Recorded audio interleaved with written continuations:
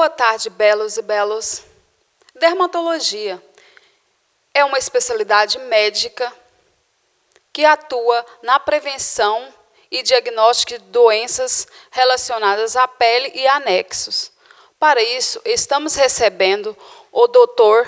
Vinícius Segantini, que é dermatologista, membro da Sociedade Brasileira de Dermatologia, professor universitário de medicina. Boa tarde, Dr. Vinícius. Boa tarde.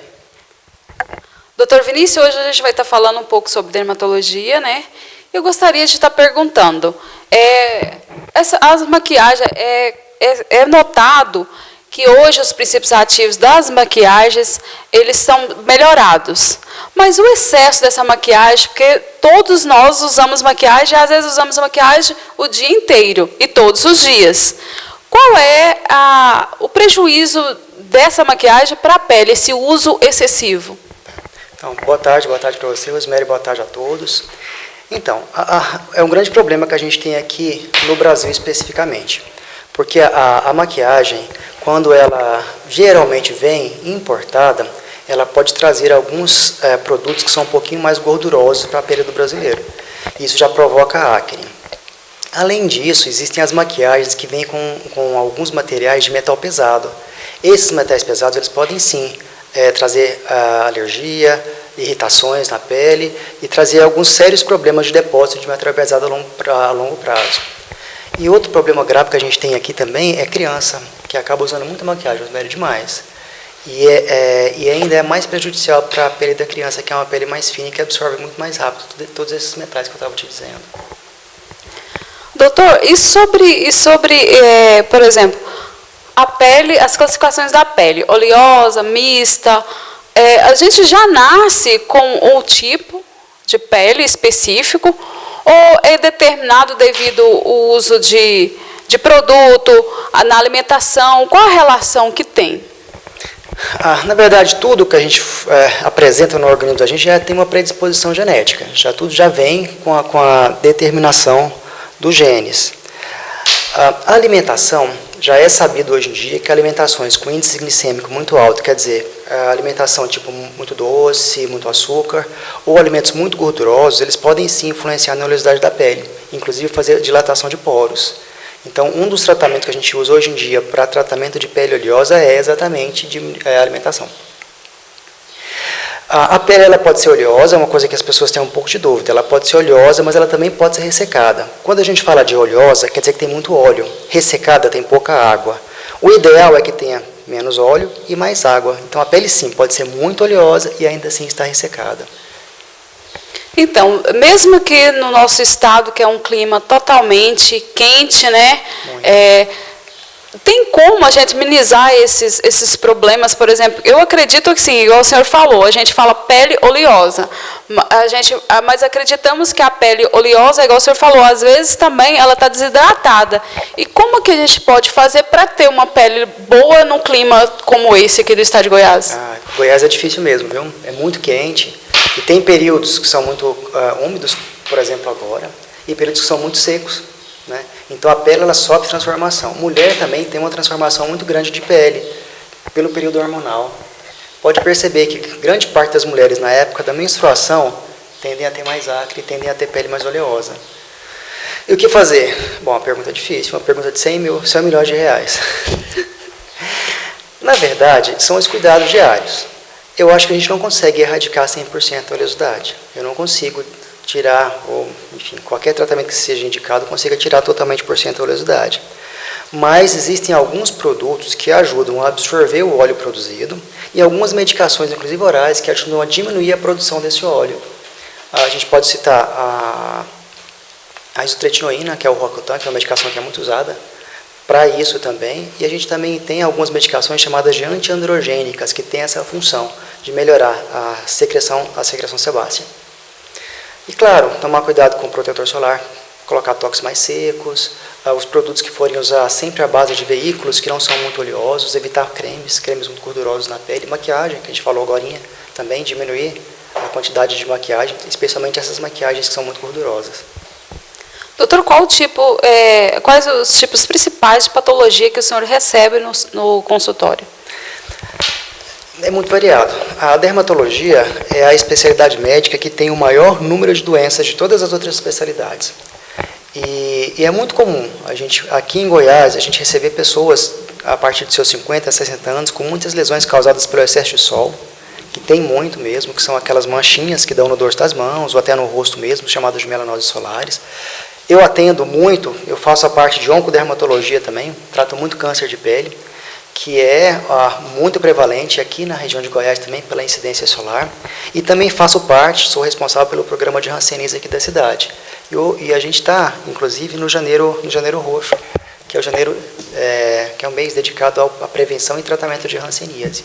Então, hanseníase também aqui em Goiás é muito prevalente. Não sei se é novidade para vocês, mas o Brasil é o segundo país no mundo em quantidade de pacientes com hanseníase. E por que essa predisposição? O que seria?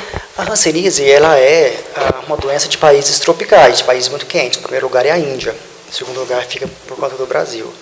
E porque tem o micobactério aqui nessa região, e ele consegue se produzir e se espalhar muito fácil. Então acaba que a contaminação é um dos fatores que fazem a prevalência dessa doença sempre permanecer alta. Sim. Doutor, e sobre a alimentação? A gente já falou um pouquinho sobre a alimentação, mas nos fala um pouco mais específico o quanto ela influencia na nossa pele.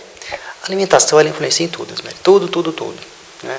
A gente sempre diz que a saúde começa pelo intestino, que é exatamente onde a alimentação é absorvida. Claro, materiais, hoje em dia, sempre dou esse exemplo para os nossos pacientes. A minha avó, ela não tinha nenhuma celulite, ela não tinha nenhuma estria. A minha mãe, ela tem pouquíssima celulite e quase nenhuma estria. Pode olhar todas as moças hoje em dia. Todas elas têm celulite, todas elas têm estria. O que andou mudando da época da minha avó para cá? A genética? Não deu tempo de ter mutações genéticas. Então, o que mudou? Estilo de vida. O que é esse estilo de vida? Alimentação muito calóricas, diminuição das atividades físicas. Industrializados, né? Principalmente. Esse que a gente, hoje em dia, índice glicêmico é o nome do vilão do momento, né? Então, todas as alimentações com índices glicêmicos muito altos. Ele influencia na formação da gordura, ele influencia na formação das estrias, ele influencia na oleosidade da pele, na secreção sebácea, na produção de acne, enfim, na alergia. Crianças, é muito comum a gente perceber crianças, assim que deixam de aumentar exclusivamente na mãe, eles começam a desenvolver dermatite atópica, porque começam a introduzir os industrializados. Então, assim, as alergias também são muito comuns com a alimentação. Sim. Agora, o que fazer também é muito difícil, né? Como é que você não fala para a criança não comer chiclete, não tomar sorvete? Certo. Enfim. Doutor, eu gostaria que o senhor falasse um pouquinho. Realmente houve uma mudança da procura masculina em cuidados estéticos, na área da dermatologia? Isso tem tido realmente esse avanço? Sim, ainda bem, né? Porque até pouco tempo atrás, homem morria mais do que mulher e muito mais cedo do que mulher. Por quê? Porque nunca se cuidavam. Isso foi mudando. Hoje em dia os homens se cuidam, tanto da saúde e agora estética também. Eu acho isso muito interessante. Nenhuma mulher vai querer ficar com homem feio, não, gente. Pra quê? Um homem que não penteia cabelo, que não passa crema no cabelo, que não cuida da pele, que tem mancha, pra quê? Não tem necessidade. Então a procura aumentou muito. Né? E até acontece até um problema mais grave em relação a essa procura, não só de homens, como de mulheres também, que é a desmorfofobia, né? São aquelas pessoas que têm alterações psicológicas e psiquiátricas mesmo, que sempre se olham no espelho e percebem outra coisa. Então acaba procurando demais, exagerando nos procedimentos. Então isso é outro problema, que é o outro extremo, né? Que a gente já está caminhando para isso. Mas eu acho bem interessante isso, homens têm que se cuidar mesmo. Imagina. Doutor, e qual a frequência seria ideal para a gente estar procurando um dermatologista, um profissional dermatologista? Sempre falo que dermatologista e cabeleireiro devem ser os melhores amigos das mulheres. Não tem como ficar sem. Eu acho que se você não tiver nenhuma doença e para fazer cuidado de pele, a cada 6 meses é interessante. Porque a gente renova a medicação, vê resultados e avalia a possibilidade já de começar com a intervenção, com os procedimentos. Né? Se tiver doença, vai depender da doença que existir. Porque, de repente, o acompanhamento tem que ser um pouquinho mais curto. Vamos falar um pouquinho da exposição ao sol. que aqui no nosso estado é muito comum as mulheres tá sempre fazendo bronzeamento, né? Fala um pouco, doutor, sobre os malefícios do sol para a pele, aquela pessoa que gosta de ficar muito exposta ao sol. Porque tem os benefícios também, né? Mas em excesso. Assim, eu sempre brinco também, dizendo que marquinha de biquíni, gente, é dos anos 80. Nas revistas dos anos 80, vocês conseguem ver todas as modelos com marquinha de biquíni. Atualmente, você não vê ninguém mais com marca de biquíni. Não vê na televisão, não vê nas editoriais de moda, não vê nenhum modelo, nenhuma atriz com marquinha de biquíni. Exceto, por exemplo, Xuxa, né, que tem aquelas marquinhas que está muito, muito velha, inclusive, na minha opinião. O sol, ele tem um efeito acumulativo. O sol que a gente pega hoje, ele vai acumulando. E a gente tem que ter ideia que o sol é radiação. Vocês se lembram daquele Césio 137? Aquilo também é radiação. Só que o sol, ele é uma radiação menor. E que ele vai tendo efeitos semelhantes a longo prazo. Então, o que essas radiações fazem? Elas chegam lá no DNA da célula e destrói o DNA e a célula se transforma numa célula diferente. Daí começam a aparecer os cânceres. Então, essa exposição solar é muito prejudicial. O benefício, tem se dito muito hoje a respeito da vitamina D, né, da produção da vitamina D e da falta de sol. Foi lançado um trabalho, mais ou menos uns 6 ou 7 meses atrás, no serviço que eu fiz a especialidade, a residência, mostrando que não tem relação do uso do protetor solar com a produção de vitamina D. Então, usando ou não usando o protetor solar, a vitamina D vai ser produzida do mesmo jeito. Então, não é a falta não é o protetor solar que está diminuindo a vitamina D. Provavelmente, isso eu digo que não é científico, provavelmente é porque a gente não tem se exposto ao sol e a vitamina D vai diminuir mesmo. Né? Não sei. E tem outro problema, se eu puder dizer, Osmeire, porque muitos médicos pedem para a pessoa tomar sol da manhã para metabolizar a vitamina D. Gente, sol da manhã não metaboliza a vitamina D. O que metaboliza a vitamina D são os raios UVB. Esses raios UVB são aqueles raios que queimam entre 10 e 4 horas da tarde. Então, são esses que, teoricamente, as pessoas deveriam tomar para metabolizar a vitamina D. Mas tem que pesar risco-benefício. Né? Eu não acho que seja interessante se expor uma pessoa branca no sol para metabolizar a vitamina D, já que a gente nem sabe se tem uma relação direta com isso, se expondo essa pessoa a um risco de câncer de pele que, ao meu ver, é um pouco mais grave. Sim. Doutor, vamos falar um pouquinho sobre protetores solares. Por exemplo, mesmo o tempo estando nublado, vamos falar assim, no ambiente fechado, é preciso realmente estar utilizando esse protetor solar? Sim, é obrigatório. Os raios solares eles são divididos em espectros, né? Um desses espectros é UVA, outro é UVB. A gente sabe que existe hoje em dia a luz visível e já está se falando no infravermelho, que é um outro espectro desse mesmo raio solar que a gente está tendo aqui de incidência. Os protetores solares eles funcionam como proteção UVA, UVB, contra a luz visível e ainda não se existe protetor solar para infravermelho, mas já está começando a desenvolver. Os raios UVA eles estão presentes todo o tempo, a partir do momento que o sol nasce até quando o sol se põe. E ele não é bloqueado pela nuvem, e ele não é bloqueado por película de vidro, por nada disso. Ele é bloqueado só com protetor solar e proteção mesmo, roupas fechadas. E esses raios UVA é que evoluem a longo prazo para o câncer de pele. Então, significa que, mesmo em tempo nublado, tem incidência de UVA, então a necessidade obrigatória de protetor solar. Sim. Doutor, e como que eu faço para escolher um tipo ideal de protetor solar para a minha pele? Sabia que a dermatologia produziu um consenso, quer dizer, juntaram todos os dermatologistas, a maioria dos dermatologistas do país, e discutiram a respeito de protetor solar e a gente fez um consenso de fotoproteção. O ideal é que os protetores solares hoje em dia sejam acima de 30. Fator de proteção solar acima de 30. Dê uma observada numa partezinha que fica escrito PPD. PPD é o termo que se usa para quantificar a proteção UVA. Então, dá uma olhadinha, ele tem que ser mais ou menos 50% do FPS. Então, a partir de 30, e observar, principalmente, a característica da pele. Se é pele oleosa, dá preferência para gel creme, ou algum toque seco. Se são peles um pouco mais ressecadas, que acontece muito em pessoas idosas, loção ou até mesmo creme. Procurar por marcas que são marcas éticas, né? Não são aquelas marcas que são testadas em animais, que só hoje em dia também está muito na moda, que não causam alergias, que não tem PABA, que não tem outros produtos que podem irritar. O ideal é que procure um profissional da área da saúde, da estética, para poder te indicar melhor o protetor solar. Sim. E quanto ao fator, por exemplo, às vezes a pessoa, igual o senhor falou, a partir de 30 já está uma proteção legal. Aí o que muda seria vamos falar assim, eu repassar novamente, isso. O diferencial seria isso, mas eu estando usando um 30 já estou segura. É interessante, porque as pessoas não sabem o que significa 30. Quando eu pergunto fator de proteção 30, o que é? Vamos dar um exemplo aqui. Eu sou muito branco, quando eu pego o sol, eu fico vermelho em 1 minuto. Se eu vou usar um protetor solar, 30, eu vou conseguir ficar no sol e vou ficar vermelho só a partir de 30 minutos. Então ele funciona 30 vezes para me deixar vermelho. O de 60 é a mesma coisa. Então são 60 vezes esse 1 minuto que eu fico vermelho. E aí por diante.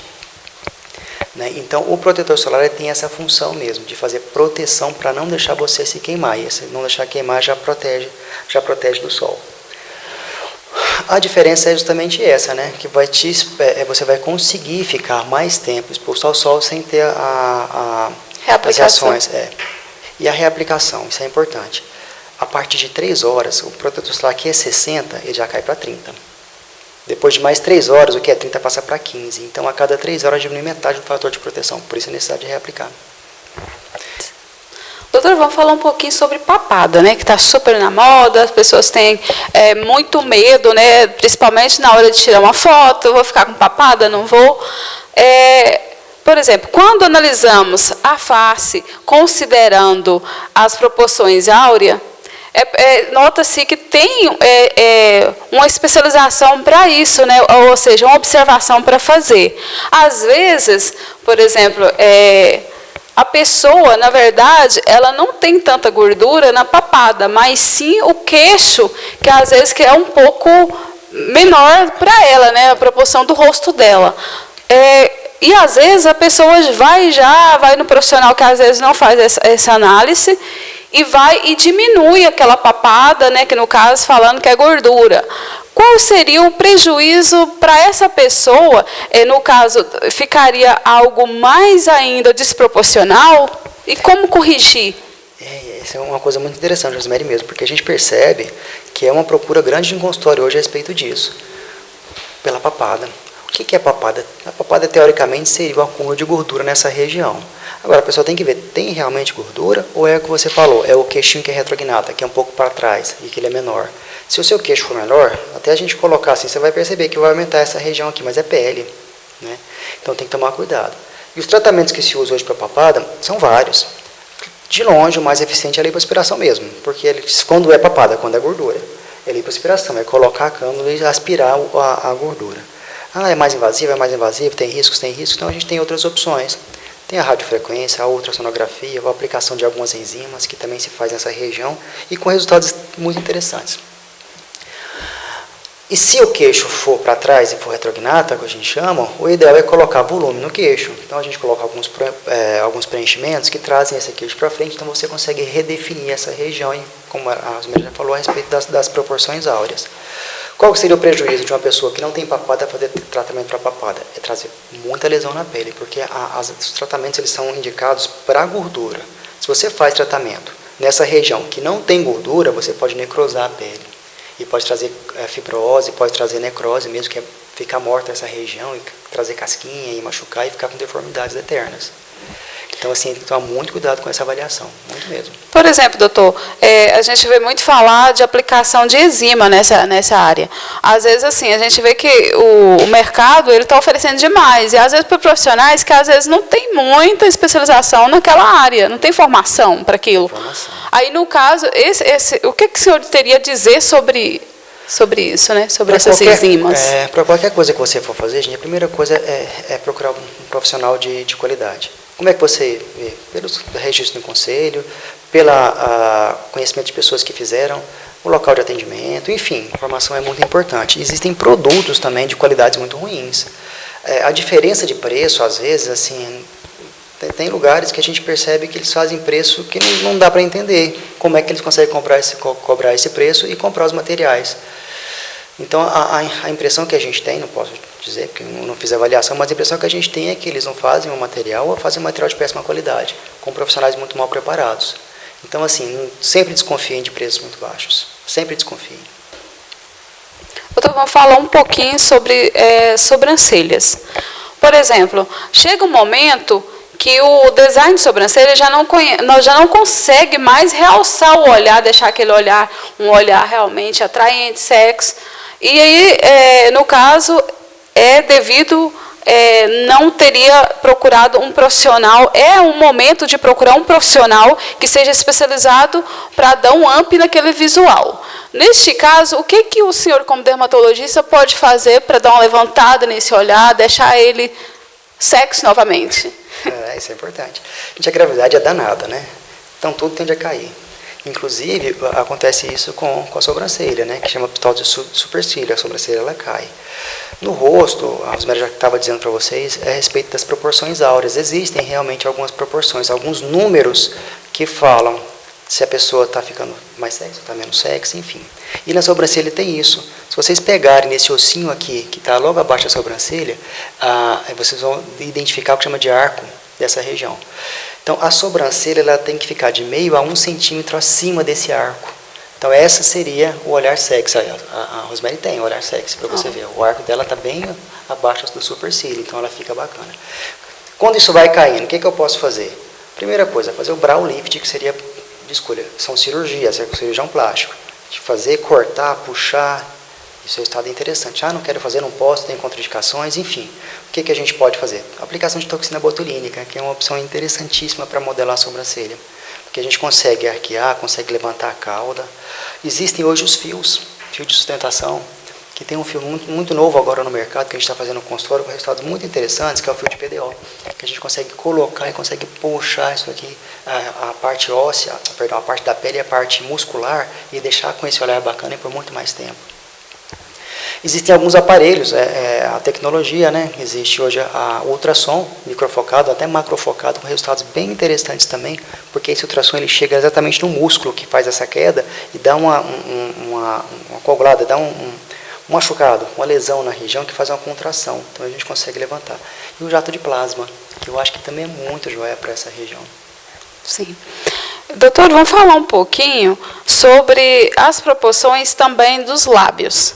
Também existe a proporção áurea a ser adequada. Só que o que a gente tem notado no mercado é que, por exemplo, eles evidenciam mais os lábios superiores do que os inferiores. Eu não sei se o senhor concorda, mas é o que eu tenho visto. E, na verdade, essa proporção ela está errada. Só que o que fazer, então, para procurar um profissional que realmente vai dar essa forma mais natural nos lábios, que eu acho que toda mulher quer ter um lábio também voltado...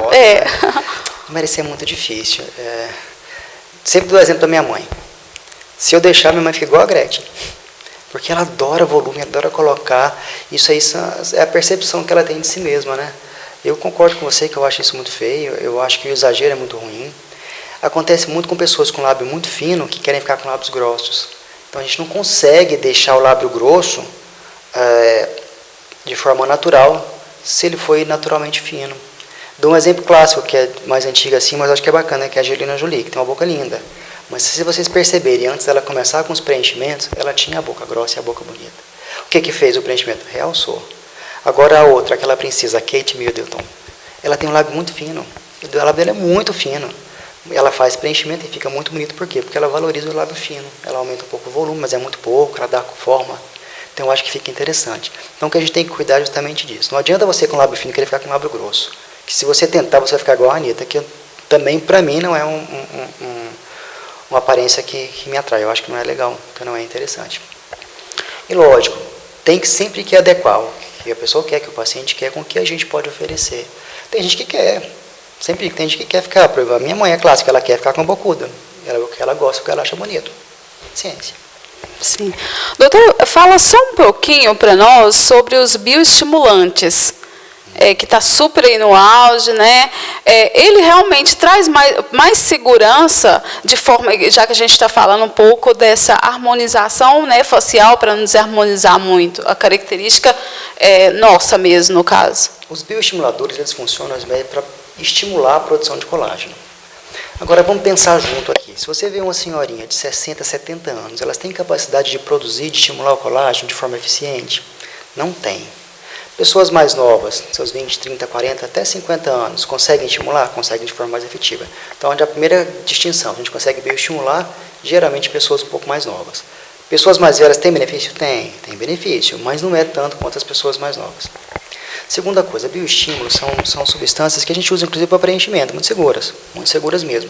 E na minha opinião, que eu faço isso mais em consultório, a bioestimulação, na minha opinião fica muito natural. Eu, por exemplo, eu tenho bioestimulação nessa região. Não conto minha idade para vocês, mas eu tenho bioestimulação. Então vocês percebem que eu tenho muito pouca ruga nessa região e eu consigo definir tanto o meu malar quanto o meu maxilar de forma muito natural. Existem vários no mercado, existem vários.